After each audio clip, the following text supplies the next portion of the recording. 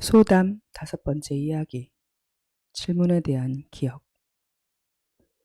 난 어릴 때부터 세상이 참 이상했다. 한겨울에 2다리를 검은 고무로 칭칭 감고 바퀴 달린 판 위에 엎드려서 기어다니면서 구걸하는 아저씨. 그 아저씨를 봤을 때 처음엔 바닥이 얼음판이라 엎드려서 썰매를 타고 있다고 생각했었다. 그런데 그게 아니라는 걸 안 순간 충격에 한동안 멍했다. 근데 더 놀라운 건 그 아저씨에 대해 아무도 나처럼 놀라지는 않는다는 거였다. 사람들은 너무 익숙하고 당연한 풍경처럼 무심하게 지나쳐가고 있었다. 그때 내 손을 잡아 끌던 엄마가 혼잣말로 하던 말이 깊이 가슴에 박혔다. 사지육신 멀쩡해도 살기 힘든 세상인데 아이고. 저 아저씨의 2손 위에 있는 저거. 엄마 아빠를 울거나 웃게 만드는 그거. 눈부신 조명 아래 반짝이는 우윳빛 원피스를 입게 해주는 그거. 바로 돈이라는 게 사람을 살게도 하고 죽게도 하는 거라는 걸 그날 난 확실하게 이해했다. 그런데도 저 아저씨는 왜 돈이 없어서 이 추위에 바닥을 기어야 하는지 난 여전히 이상했다. 다리를 다쳐 돈을 벌 수 없게 된 사람은 저렇게 돈을 구걸하거나 죽어야 한다는 걸까? 그게 당연한 걸까? 그럴 만큼 세상에는 돈이 없는 걸까? 나도 아직 돈을 못 버는 어린아이인데 난 이대로도 괜찮은가? 생각하면 생각할수록 더 복잡하고 어렵고 이상했다. 엄마는 나 어릴 때 재래시장에서 순대를 만들어 파셨다. 내가 초등학교 2학년 때 우리 집에 놀러 가자고 하자 친구가 말했다. 엄마가 너랑 놀지 말래. 너네 엄마 순대 장사한다고 너랑 놀면 안 된대. 난 그 말을 이해할 수 없으면서도 이해가 되었다. 돈이 중요하다면 어떻게 돈을 벌어도 버는 건 좋은 일이어야 할 텐데 그렇지도 않다는 걸 또 알게 되었다. 알긴 알았지만 여전히 이상했다. 초등학교 4학년 때 생리를 하고 가슴이 나온 여자아이가 있었다. 그때 당시엔 그런 일이 드물었다.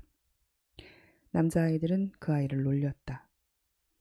입성이 지저분하고 아는 게 없어서도 그랬지만 그 집 엄마가 술집을 한다는 게 가장 큰 이유였다. 술집 딸이라 맨날 이상한 것만 보고 사니까 그것도 빨리 하는 거라면서 남자들처럼 대놓고는 아니어도 여자들 사이에서 그 아이는 더럽다고 놀림감이 되었다. 그런데 난 더 이상 그런 것들이 이상하지 않았고 당연했다. 나도 따돌리며 외면하는 여자아이들 틈에 끼어서 그런 세상이 이상한 게 아니라 그 아이가 이상한 거라고 말하고 있었다. 그런데 그 아이의 반응은 좀 달랐다. 치마 올리며 놀리는 남자애들을 비웃어주면서 속사포 같은 욕과 함께 발길질을 퍼부어주고 외면하는 여자애들에겐 침을 뱉어줬다. 아이들은 술집 여자한테서 배워서 저런 거라면서 쌍스럽다고 기막혀 했지만 난 그 아이의 맞대거리가 좀 대단해 보였다. 그러던 어느 날 집에 가는 길에 누군가 달려와 내 어깨를 한 팔로 감싸 안으며 인사했다. 야, 너도 시장 살지? 그 말에 움찔하며 돌아보니 그 아이였다. 딱히 지금껏 비밀인 적은 없었어도 대놓고 자랑할 건 또 아니어서 사는 곳은 조용히 묻고 지내던 터였다. 시장 초입에 있는 안개꽃 사롱, 그 아이 엄마가 하는 가게다. 순대 장사가 안개꽃 사롱에서 술을 파는 것보다 뭐 그리 깨끗한진 모르겠지만 우리 엄마도 그 아이 엄마를 더럽다 욕했던 것도 같다. 엄마든 학교 친구들이든 이러고 있는 날 보는 건 정말 끔찍했다. 울 것 같은 표정으로 난처해하며 구겨지는 내 얼굴을 보더니 그 아이는 어깨를 둘렀던 팔을 슬그머니 내려놓고는 머쓱하게 웃었다. 그냥 우리 가게 가서 놀자고 하려고 그랬는데.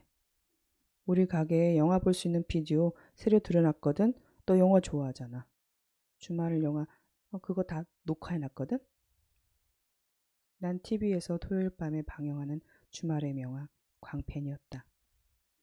모든 게 다 가짜라는 게 너무 좋았다. 진짜로 진짜 같은데 다 가짜란다. 세상도 다 가짜였으면 좋았을 텐데. 그럼 한바탕 웃고 말 텐데. 아무튼 아이들과 월요일에 등교만 하면 지난 주말에 봤던 주말의 명화 이야기를 하느라 종치는 소리도 못 들을 정도인 내게 주말의 명화를 다시 볼 수 있다는 건 거부할 수 없는 유혹이었다. 너희 엄마는? 엄마는 낮에 방에서 자. 이모들은 늦게 출근하고. 지금 가게 내 거다? 그래? 그렇게 시작된 나와 그 아이의 비밀스런 만남은 꽤 오랜 시간 이어졌다. 그러면서 그 아이가 보기보다 거칠지도 않고 나름 재밌고 유쾌한 면도 있다는 걸 알게 됐다. 그리고 그 아이는 예쁘게 치장하고 화장하는 걸 너무 좋아했다. 이모들 옷에 구두에 가발에 화장까지. 처음엔 두렵고 이상하던 것이 차츰 재밌고 우스꽝스럽고 설레었다. 무엇보다 그 아이의 성숙한 여자 느낌이 부러웠다. 난 나중에 크면 돈 많고 잘생긴 남자랑 사랑할 거야. 너 사랑이란 게 뭔지는 알아? 사랑? 주말의 명화에서도 가끔 나오잖아. 막 끌어안고 뽀뽀도 하고. 그거? 그 아이는 정말 나보다 아는 게 많았다. 그 아이가 남녀 간의 사랑에 대해 자세한 이야기를 해주는 동안 나는 빨갛게 칠한 그 아이의 입술만 보았다. 그 입술이 죄를 짓는 기분이 들었다. 정말 이상했다. 난 그 뒤로 그 아이 집에 다시는 가지 않았다. 그 후 한동안 그 아이는 내게 다가왔지만 난 계속 피했다.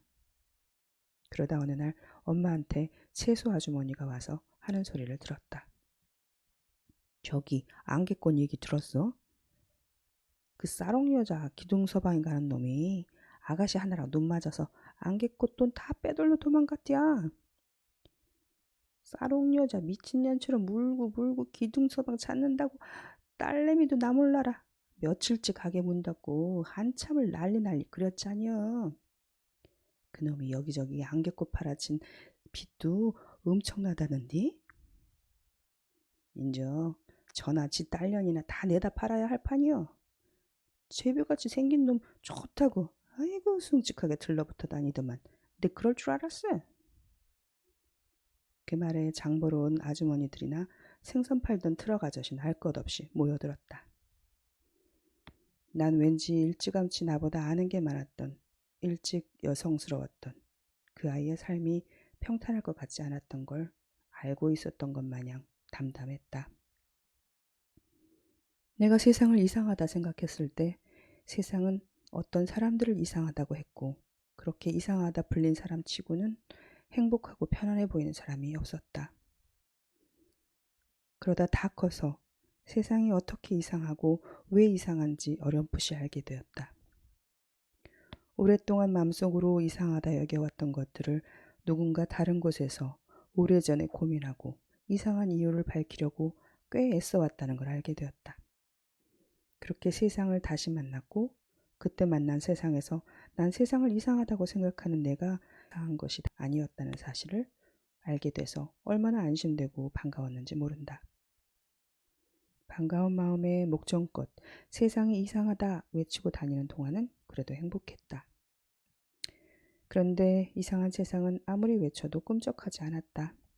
아니, 오히려 점점 더 불어나 나까지 삼켜버린 듯 나도 천천히 이상한 세상에 익숙해져 버렸다. 그때 그 스쳐가던 어른들처럼 다들 그렇게 어른이 된다. 난 그 말이 이렇게 들렸다. 다들 그렇게 괴물이 된다. 질문을 잃어버린 어른, 이상한 것이 당연한 괴물. 어쩌다 이렇게 돼버렸을까?